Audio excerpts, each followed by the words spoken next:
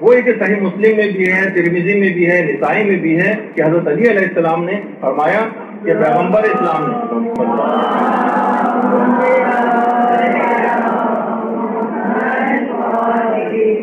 کہ کسی بھی تصویر کو نیست و نابود کیے بغیر مت چھوڑو اور کسی قبر کی بلندی کو مساوی و برابر کیے بغیر مت چھوڑو. اللہ تدعا تمثالا الا تمسہ ولا قبرا مشرفا الا سویتہ. یہ حضرت علی علیہ السلام سے منسوب ایک حدیث جو ہے وہ پیش کی جاتی کہ کسی بھی تصویر کو نیست و نابود کیے بغیر مت چھوڑو اور کسی قبر کی بلندی کو مساوی اور برابر کیے بغیر مت چھوڑو. یہ حدیث تو کہنے ان سب کتابوں میں دیکھیں اس کو دلیل بناتے ہیں. اچھا، اب سب سے پہلی بات تو یہ کہ کسی بھی حدیث پر اس طرح تو عمل نہیں ہو سکتا جب تک کہ اس کی تحقیق نہ کی جائے. تو باقاعدہ علماء اہل سنت کی جو کتاب ہے تہذیب التہذیب، جو علم رجال کی کتاب ہے جس میں راویوں کو ڈسکس کیا گیا، اس روایت سے جتنے بھی راوی ہیں، ابن الحیات سے جو روایت ہے اس میں راویوں کا ایک اور سلسلہ بھی ہے، وہ تمام کے تمام نہ صرف یہ کہ ضعیف ہیں بلکہ ان میں سے بعض راوی ناصبی بھی دشمن اہل ہیں. باقاعدہ کتاب تہذیب التہذیب کے اندر ان تمام راویوں کو بھی تذکرہ. سب سے پہلے تو روایت کا ہی ایک ذوق آ گیا. اچھا، اب اتنا وقت نہیں ہے آج کہ ان راویوں کی بھی ورنہ اور کہ اس میں کیا ان کے متعلق رائے بیان کی گئی وہ بھی اگر بیان کرتا کہ کیا ان کے متعلق نظریہ تو آپ دیکھتے، لیکن اتنا وقت نہیں، جسے چاہیے وہ بعد میں لے سکتا ہے.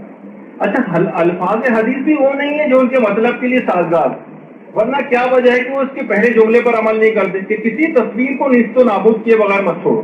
تو پھر کتنی تصاویر جو وہاں پر ہمیں لگی نظر آتی ہیں ان کے کرنسی نوٹوں پر بادشاہوں کی تصاویر ہیں، اس کو نیست و نابود کیوں نہیں کیا جاتا. اچھا، پھر دوسرا ٹکڑا یہ کسی قبر کی بلندی کو مساوی کیے بغیر مت چھوڑو، یعنی ایک لیول میں قبریں ہونی چاہیے. جس طریقے سے اونٹ کے کوہان کی طرح سے جو ایک ابھرا ہوا ایک حصہ ہوتا ہے، جیسے اونٹ کا ایک فلیٹ حصہ ہے، پھر درمیان سے اس کے کوہان آ گیا، پھر وہ نیچے کی طرف اس میں نشیب کی طرف چلا گیا.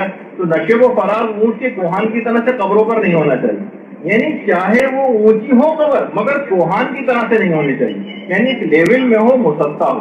یعنی یہ مفہوم روایت کا. یہ نہیں کہا گیا اس حدیث کے اندر کہ اس قبر کو ڈھا دو، توڑ دو، ورنہ علماء یہ بات فرماتے ہیں کہ ورنہ یہ جملہ آنا چاہیے تھا ولا قبرا مشرفا الا سویتہ بالارض، اس کو زمین کے لیول کے اوپر کر دو. یہ نہیں ہے روایت، بلکہ ایک اس کو برابر کر دو. برابر تو اونچی بھی اگر قبر ہے اور اس کے اندر ادار چڑھاؤ ہیں، نشیب و فراز بنے ہوئے، ٹیڑھی میڑھی قبر ہے، تو اس کو برابر کرنے کا حکم دیا گیا، نہ کہ ڈھانے کا حکم.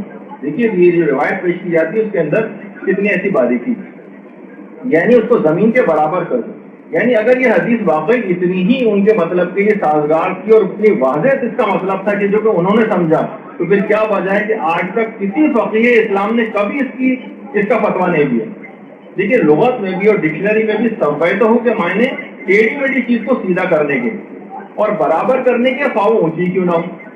یعنی کہ عثمانوں میں یعنی کہ اونٹ کے کوہان کی طرح سے قبر نہیں ہونی چاہیے. یہ تو چلے پھر بھی برابر ہے کہ اس میں نشیب و فراز اوپر سے ٹیڑھی میڑھی ٹائپ کی قبر نہ ہو، یعنی چاہے یعنی اس کے بعض حصے نیچے ہوں، بعض حصے اوپر ہوں، اس طرح سے قبر نہ ہو، بلکہ ایکول اور برابر کرنا، مسطح کرنے کا حکم ہے، نہ کہ قبروں کو ڈھانے کا. ورنہ جب بھی جو کتاب ہے الفقہ علی المذاہب الاربعہ، جس میں چاروں فقہ امام ابو حنیفہ، شافعی، مالک اور امام احمد بن حنبل کی فقہ جتنے بھی مسائل ہیں ان کے ڈفرینسز لکھے گئے. یہی وجہ ہے کہ اسی کتاب کے نام پر ہمارے قالب شیخ محمد جواد مغنیہ انہوں نے کتاب لکھی تھی الفقہ علی المذاہب الخمسہ، یعنی پانچوں فقہ، اس میں چاروں فقہوں کے ساتھ فقہ شیعہ کو بھی انہوں نے ایڈ کیا اور یہ کہا کہ ہمارا کوئی نہ کوئی مسئلہ آپ کی کسی نہ کسی فقہ کے اندر پایا جاتا ہے. اور ان تمام کا متفقہ جو چیز جو فتویٰ جو ہے وہ لکھا ہوا ہے کہ وَيُنْدَبُ ارْتِفَاعُ التُّرَابِ فَوْقَ الْأَرْضِ بِقَدْرِ شِبْرٍ، مستحب ہے کہ قبر کی خاک سطح زمین سے ایک بالش اونچی. اگر بالکل زمین کے لیول کے اوپر، جیسے کہ حدیث کا ان لوگوں نے مفہوم سمجھا، اس کا مطلب ہے قبر کو ذرا سا بھی اونچا نہیں ہونا چاہیے. پھر کیا وجہ ہے کہ چاروں فقہ اس بات پر متفق ہیں کہ ایک بالش تو کم سے کم اونچی ہو قبر. اگر بالکل زمین کے لیول کے اوپر قبر کو کرنا تو پھر تو آپ کا مقصد حل نہیں ہوتا اس روایت سے. تو یہ بات اس کے اندر خاص طور پر ہے. ایک اور پھر بات یہ کہ حدیث کا مقصد قبر کو زمین بوس کرنے کے معنوں میں نہیں کہ اس کو زمین بوس کر دو، بلکہ اوپر کا حصہ زمین کی سطح کی طرح سے ہموار اور ایکول کرو. یہ ہے اس حدیث کا مفہوم.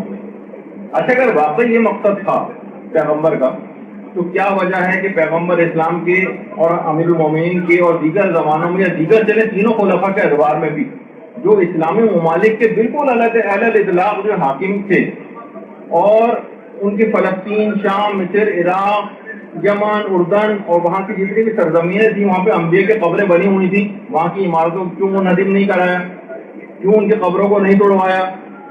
اچھا، اگر یہ مطلب بھی ہوتا تو پھر یہ قبر کی حد تک یہ بات صرف رہتی کہ صرف قبر کو مسمار کر دیا جاتا تو چلے ہم پھر بھی ان کی فرق کرتے ہوئے اس بات کو اگر مان بھی لیں تب بھی تو پھر یہ ہونا چاہیے تھا روایت کے اندر، جیسے اوپر والی جو ہے جو روایت ابھی ہے ولا پھر یہ ہوتا جیسے روایت میں ہے ولا قبرن مشرفن الا سویتہ، کسی قبر کو ایکول برابر کیے بغیر مت چھوڑو. اس کے بجائے پھر یہ آنا چاہیے تھا ولا بناء ولا قبۃ الا سویتہ، یعنی اس کے اوپر بنی ہوئی جتنی عمارت ہیں اور جتنے گنبد اور قبے ہیں ان کو ڈھا دو. یہ تو کہیں پہ بھی روایت کے اندر نہیں. جو آخری ٹکڑا ہے کہ میں ایک لحاظ سے وہ لکھ دیا جو علماء نے بیان کیا ہے کہ پھر یہ والا جملہ ہونا چاہیے تھا روایت کے اندر. تو پھر ہم مانتے کہ اطراف کی عمارتوں کا اگر ہے بھی روایت کے اندر تذکرہ تو پھر فقط اور فقط قبر کی حد تک ہے. یہ آپ نے گنبد اور جو اس کے اوپر عمارتیں بنی ہیں یہ کس دلیل سے گرائی؟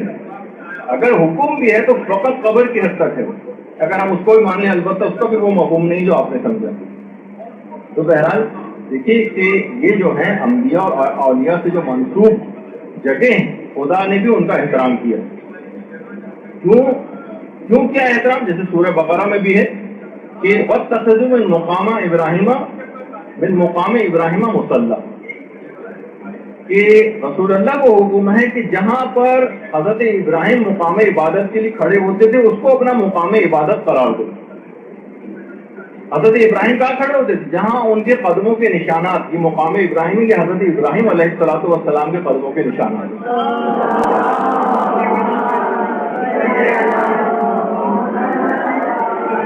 لوگوں کو حکم ہوا کہ جہاں پر ابراہیم کے قدموں کے نشانات ہیں اس کو اپنی نماز کی جگہ بناؤ.